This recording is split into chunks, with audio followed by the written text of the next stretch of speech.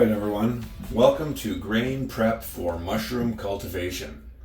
So in today's video we're going to talk about the 5 main steps which are understanding the role of grain in mushroom cultivation, the preparation process, sterilization process, inoculation, and finally incubation.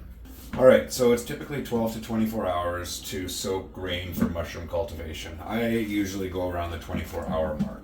So for soaking, I just use a 5-gallon Home Depot bucket, but any 5-gallon pail will work, or smaller depending on how much grain you're trying to do at once. Here I've got about 6.5 pounds of grain. Now I've got this Home Depot bucket here. It has 1/2-inch holes drilled all the way around in the bottom. And you can get these mesh netting on Amazon. You get packs of, I think it was 5. It's meant for paint straining. I'll leave a link in description for this. And then it's meant to fit over a 5-gallon, inside a 5-gallon pail. And then I just tape around the edge to hold it there. I use that for draining.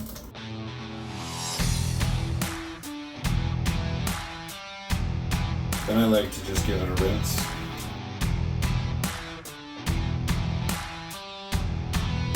So typically grains are used for mushroom cultivation because they hold moisture well, and mycelium,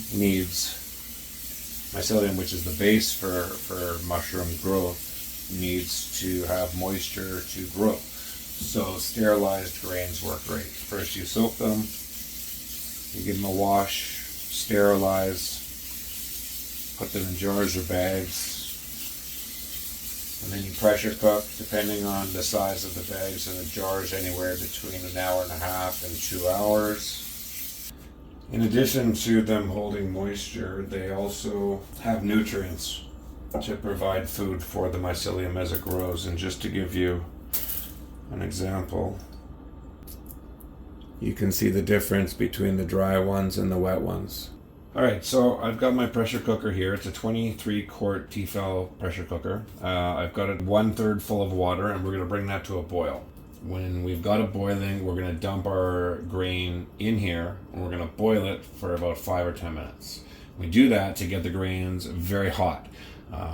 Then we're going to drain out the water and spread the grains out, and that'll allow the moisture on the outside of the grains to evaporate very quickly while leaving the inside of the grain hydrated. You don't want to put wet grain into jars or bags for pressure cooking. You'll end up with too much moisture in there. Alright, so we're going to wait till that comes to a boil, and we'll dump the grains in there. Don't have a ton of room in my apartment, so I work on my living room table here.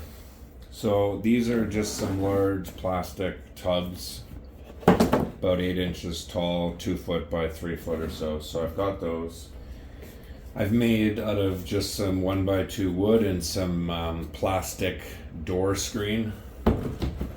These trays that just fit over top. I have my buckets. A few minutes later. Alright guys, I think we're good here.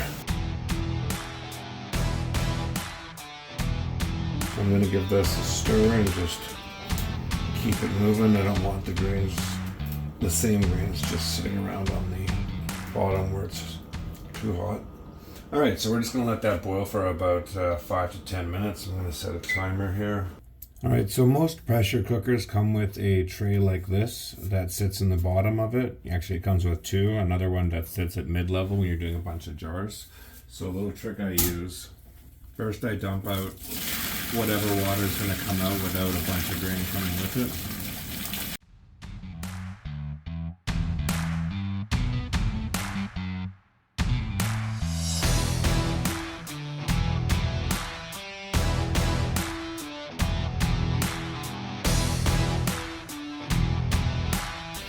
Alright, now we just spread our grain.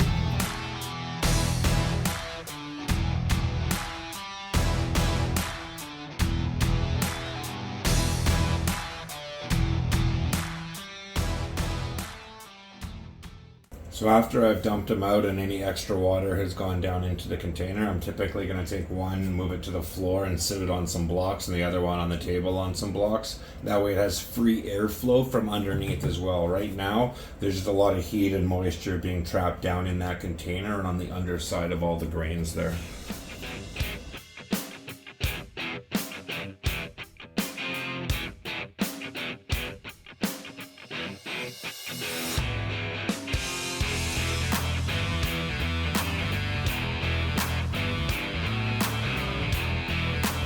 So you can tell if your grain is done by taking some grain and putting it on a paper towel or a piece of Kleenex. And if it leaves wet marks, which it's not, but as you can see here, we've got no wet marks. Alright, so we've got our grain here. It's ready to go. So I've got some 500 milliliter quart jars here, 2-piece lids, and I've got a piece of micro pour tape over top of the 3/8 diameter hole there. That's how I do my jars. So we're going to just fill up our jars. We only want to go about, it depends. If you're going to inoculate them with a couple pieces of agar, then you can go a little bit fuller. But if you're going to be inoculating it with some grain transfer from another jar, then you're going to end up too full. So you want to go a little bit less. So about 3/4 of the way full.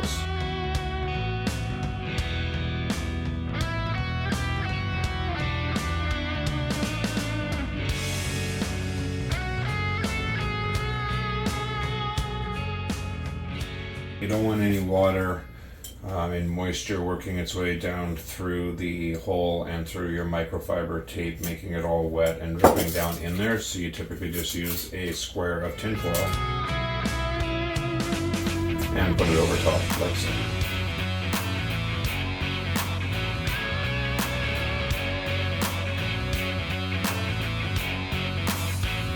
Alright, so we're going to turn the stove on high. I've got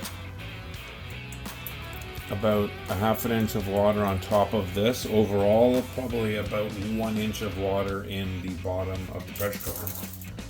Alright, so the pressure cooker finished up about an hour ago. Usually I'd leave it sitting here overnight to cool down, but because I made so much grain, I have to do another run.